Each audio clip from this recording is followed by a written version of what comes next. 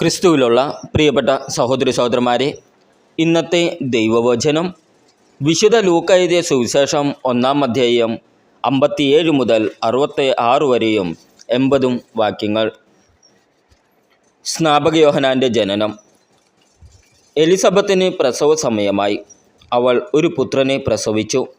കർത്താവ് അവളോട് വലിയ കാരുണ്യം കാണിച്ചിരിക്കുന്നു എന്ന് കേട്ട അയൽക്കാരും ബന്ധുക്കളും അവളോടൊത്ത് സന്തോഷിച്ചു.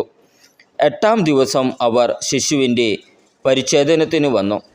പിതാവിൻ്റെ പേരനുസരിച്ച് സക്കറിയ എന്ന് അവന് പേര് നൽകാൻ അവർ ആഗ്രഹിച്ചു. എന്നാൽ ശിശുവിൻ്റെ അമ്മ അവരോട് പറഞ്ഞു, അങ്ങനെയല്ല, അവൻ യോഹന്നാൻ എന്ന് വിളിക്കപ്പെടണം. അവർ അവളോട് പറഞ്ഞു, നിന്റെ ബന്ധുക്കളിൽ ആർക്കും ഈ പേര് ഇല്ലല്ലോ. ശിശുവിന് എന്തു പേര് നൽകാനാണ് ആഗ്രഹിക്കുന്നതെന്ന് അവൻ്റെ പിതാവിനോട് അവർ ആംഗ്യം കാണിച്ചു ചോദിച്ചു. അവൻ ഒരു എഴുത്തുപലക വരുത്തി അതിൽ എഴുതി, യോഹന്നാൻ എന്നാണ് അവൻ്റെ പേര്. എല്ലാവരും അത്ഭുതപ്പെട്ടു. തൽക്ഷണം അവൻ്റെ വായ് തുറക്കപ്പെട്ടു, നാവ് സ്വതന്ത്രമായി. അവൻ ദൈവത്തെ വാഴ്ത്തിക്കൊണ്ട് സംസാരിക്കാൻ തുടങ്ങി. അയൽക്കാർക്കെല്ലാം ഭയമുണ്ടായി. യൂദയായിലെ മലനാട്ടിലെങ്ങും ഈ സംഗതികൾ സംസാര വിഷയമാവുകയും ചെയ്തു. കേട്ടവരെല്ലാം ഈ ശിശു ആരായിത്തീരും എന്ന് ചിന്തിച്ചു തുടങ്ങി. കർത്താവിൻ്റെ കരം അവനോട് കൂടി ഉണ്ടായിരുന്നു.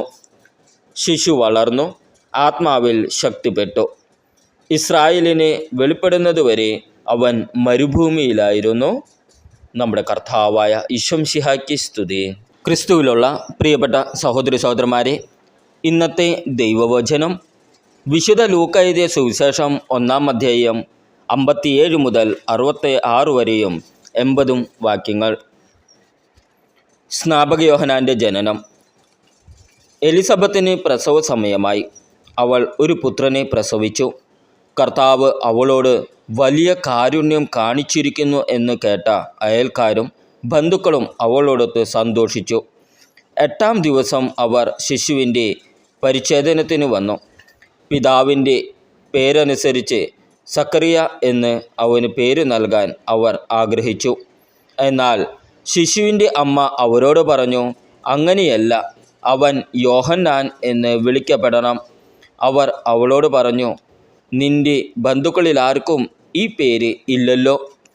ശിശുവിന് എന്തു പേര് നൽകാനാണ് ആഗ്രഹിക്കുന്നതെന്ന് അവൻ്റെ പിതാവിനോട് അവർ ആംഗ്യം കാണിച്ചു ചോദിച്ചു. അവൻ ഒരു എഴുത്തുപലക വരുത്തി അതിൽ എഴുതി, യോഹന്നാൻ എന്നാണ് അവൻ്റെ പേര്. എല്ലാവരും അത്ഭുതപ്പെട്ടു. തൽക്ഷണം അവൻ്റെ വായ് തുറക്കപ്പെട്ടു, നാവ് സ്വതന്ത്രമായി. അവൻ ദൈവത്തെ വാഴ്ത്തിക്കൊണ്ട് സംസാരിക്കാൻ തുടങ്ങി. അയൽക്കാർക്കെല്ലാം ഭയമുണ്ടായി. യൂദയായിലെ മലനാട്ടിലെങ്ങും ഈ സംഗതികൾ സംസാര വിഷയമാവുകയും ചെയ്തു. കേട്ടവരെല്ലാം ഈ ശിശു ആരായിത്തീരും എന്ന് ചിന്തിച്ചു തുടങ്ങി. കർത്താവിൻ്റെ കരം അവനോട് കൂടി ഉണ്ടായിരുന്നു. ശിശു വളർന്നു, ആത്മാവിൽ ശക്തിപ്പെട്ടു. ഇസ്രായേലിന് വെളിപ്പെടുന്നതുവരെ അവൻ മരുഭൂമിയിലായിരുന്നു. നമ്മുടെ കർത്താവായ ഈശോ മിശിഹായ്ക്ക് സ്തുതി.